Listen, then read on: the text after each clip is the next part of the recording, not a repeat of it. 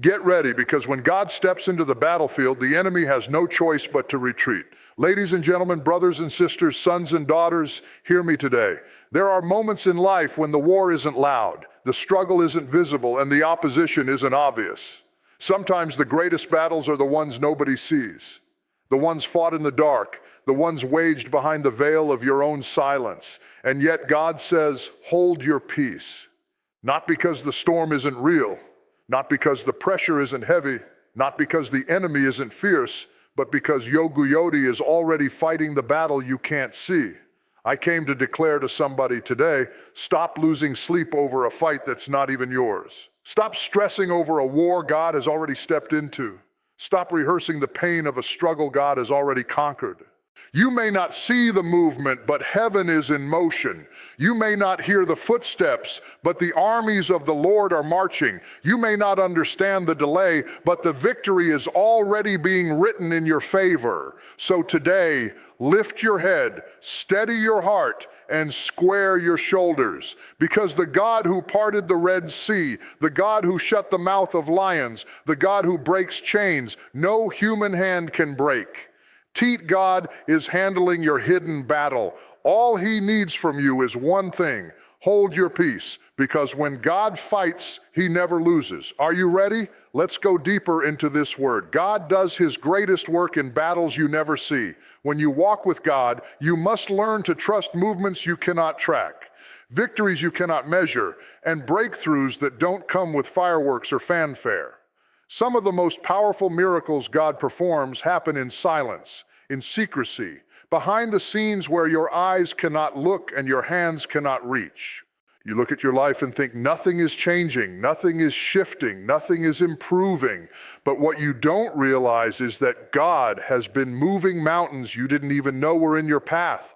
There are spiritual attacks that never reached you because God blocked them before they were born. There were traps set for you that you never stepped into because God dismantled them before your feet ever touched the ground. There were people planning to harm you, speak against you, undermine you, but God scattered their plans like dust in the wind. You didn't hear the meetings he disrupted, the conversations he shut down, the intentions he exposed, the dangers he redirected. You just kept walking, unaware of the invisible war being waged on your behalf. That's how God works. He does some of his best work in places you'll never see. It's not because he's hiding from you. It's because he is protecting you from a realm you're not built to handle. If God ever revealed the magnitude of what he shielded you from, you would fall to your knees in awe. If you saw the spiritual conflicts surrounding your life, the angels dispatched to guard you, the demonic forces pushed back from your destiny, you would understand why the enemy hates you so fiercely, because there is greatness on your life that God himself is defending. Think of it like a master artist working behind a curtain. You don't see every brush stroke. You don't witness every adjustment. You don't watch the countless hours poured into the creation. But when the curtain lifts, what he has been crafting is undeniable. God is shaping your story the same way. He is rearranging circumstances, softening hearts, closing doors that would have harmed you, opening doors that align with your purpose, and positioning you in ways you can't comprehend. To you, it looks like waiting. To heaven, it's warfare. You worry about what you don't see, but what you don't see is exactly where God is moving. While you wonder if he hears you, he is already working. While you question the delay, he is already preparing the outcome. When you think he's still, he is actually the busiest. The same God who parted seas and shut lions' mouths does not need to announce himself before he acts. He moves with the quiet confidence of a God who never loses. He performs miracles in the folds of time, in the invisible corridors of your destiny. Sometimes you feel tension rising inside you, not realizing it's spiritual turbulence caused by the battle happening on your behalf. You feel restless, not because you're doing something wrong, but because heaven is doing something right. You feel pressure, not because you're failing, but because something is breaking. God is overturning what was meant to limit you. He is uprooting what was planted against you. He is cutting, clears throat ties with things that look harmless on the surface, but carry poison underneath. You don't see it, but he does. There are times when God deliberately hides his hand because if you saw what he was dealing with, you would panic instead of trust. If you saw the spiritual warfare surrounding your assignment, you would run instead of stand. So God covers you. He shields your eyes so your faith can grow. He hides the battle so you won't interfere with the strategy. He knows exactly when to reveal, when to conceal, and when to reassure you with his peace rather than his plans. Some deliverances happen so quietly that you mistake them for coincidence. You think something just worked out. You think a problem just disappeared. You think a threat just faded away. But nothing just happens. When God's hand is on your life, every escape was engineered, every shift was orchestrated, every turn was calculated. You didn't see the warfare because God resolved it before the enemy even got close enough for you to notice. And isn't it amazing that God protects you from battles you don't even have the strength to fight? You only see the pressure in your life, but you don't see the pressure he diverted. Clears throat. You only see the attacks that grazed you, not the ones he refused to let reach you. Snorts. You only see the spiritual storms that touched your boat, not the storms he dismissed before they formed. Sometimes the greatest sign of God's protection is not what he brings into your life, but what he keeps out of it. There are people you cried about losing, not knowing God removed them because they would have sabotaged your future. There are opportunities you begged for that God rejected because they would have derailed your destiny. There are seasons that closed abruptly because God knew the continuation would cost you your peace, your purpose, or your identity. You didn't see what he saw. You didn't hear what he heard. You didn't know what he knew. But God acted on information you never had access to. And so he fought the battle silently. He handled the threat privately. He resolved the conflict invisibly because his love is not loud. His love is effective. His protection is not dramatic. It is precise. He doesn't need your permission to defend you. He doesn't need your awareness to secure your victory. He is God enough to fight without your fear, strong enough to win without your understanding, and loving enough to protect you even when you don't notice. So when you feel like nothing is happening, remind yourself God does his greatest work in battles you never see. He was working before you prayed. He was moving before you asked. He was fighting before you realized there was danger. And when the dust settles, when the smoke clears, when the victory finally manifests, you will understand that God was not silent. He was strategic. He was not absent. He was active. He was not ignoring you. He was defending you. And you will say with authority, I didn't see the battle, but I see the miracle. Your peace is a weapon. Don't surrender it to the enemy. Peace is not passive. Peace is not weakness. Peace is not sitting quietly while life crushes you. Peace is a spiritual force, a divine shield, a God-given advantage that the enemy hopes you never discover. When the Bible says the peace of God will guard your heart and mind, it isn't speaking about a soft, fragile feeling. It's talking about a military-grade defense system straight from heaven. Peace is a warrior. Peace is a protector. Peace stands at the gate of your mind and says, not today, not this time. You're not breaking my child. When the enemy attacks, he doesn't always come with loud chaos. Sometimes he slips in quietly, whispering thoughts, planting doubt, stirring confusion. He knows he can't stop what God has ordained, but he can disrupt you with anxiety, worry, fear, and emotional turmoil. Because if he can steal your peace, he can distract you from your purpose. If he can disturb your inner calm, he can drain your strength. If he can flood your mind, he can weaken your decisions. That's why your peace becomes a weapon.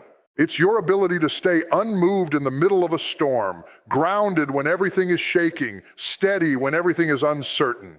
The enemy is not after your job, your finances, your relationships, or your opportunities. He uses those things, yes, but what he truly wants is your peace. Because a peaceful believer is a dangerous believer. A peaceful believer sees clearly. A peaceful believer hears God clearly. A peaceful believer cannot be manipulated. A peaceful believer cannot be rushed. A peaceful believer cannot be controlled by fear. Peace makes you powerful because it keeps you aligned with heaven instead of reacting to hell. Think about Jesus sleeping in the storm. Chaos on the outside, calm on the inside.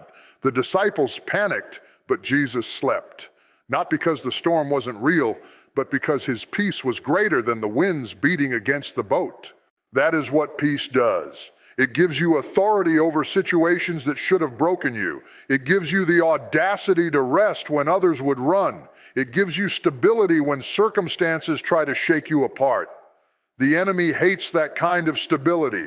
That's why he attacks your mind first. The battlefield isn't your job, your relationships, or your finances. The battlefield is your thoughts. Because if he can disarm you mentally, he can defeat you spiritually. Anxiety is a weapon he uses. Overthinking is a weapon he uses. Fear of the unknown is a weapon he uses. But God gave you a counter weapon, peace. Peace tells your mind, you will not spiral today. Peace tells your heart, you will not break today. Peace tells your spirit you are not alone today. And here's the secret. Peace is not based on what's happening around you. It's based on who is standing within you. Peace doesn't come from clarity. It comes from trust. You can be confused and still have peace.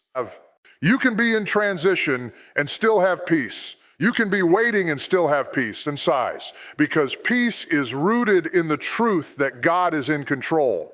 Even when circumstances seem out of control, the enemy tries to convince you that you have to fight everything, every insult, every opinion, every conflict, every misunderstanding. But when you fall for that trap, you drain your energy on battles that don't matter. Peace teaches you the discipline of disengagement. Peace says, I don't have to respond to everything. Peace says, I don't need to prove anything. Peace says, my worth is not up for debate. Peace says, I'm letting God handle what my emotions want to fight.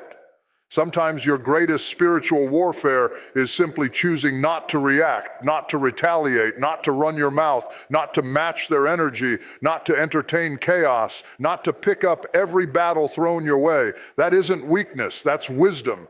That's maturity. That's spiritual strength disguised as silence. Peace is a weapon because it keeps you from fighting in the flesh. The enemy wants you emotional, overwhelmed, overstimulated, angry, unfocused, because distracted believers are ineffective believers. But peace keeps you centered. Peace keeps you anchored. Peace keeps you spiritually sharp. Peace keeps you able to recognize God's voice over the noise of the world. And the enemy knows he cannot defeat a believer who won't leave their peaceful place. He can't reach you if you refuse to come down to the level of your fears or frustrations. Your peace places you above the chaos, not inside it. You have to protect your peace like your life depends on it, because it does. Guard your mind, guard your environment, guard your conversations, guard your habits, guard your attention, guard your spiritual atmosphere. Not everything deserves access to you. Not everyone deserves a response from you. Not every thought deserves meditation. Not every battle deserves participation. Some things you must walk away from, not because you're scared, but because your peace is too valuable to trade for temporary anger. Some people you must distance yourself from, not because you hate them, but because their energy threatens your stability. Some conversations you must decline, not because you're avoiding conflict, but because you're protecting your sanity. Clears throat. Peace requires boundaries. Peace requires discipline. Peace requires intentional choices. Peace requires trust in God's timing, not your own. And here's the beautiful part. When you hold your peace, God fights your battles.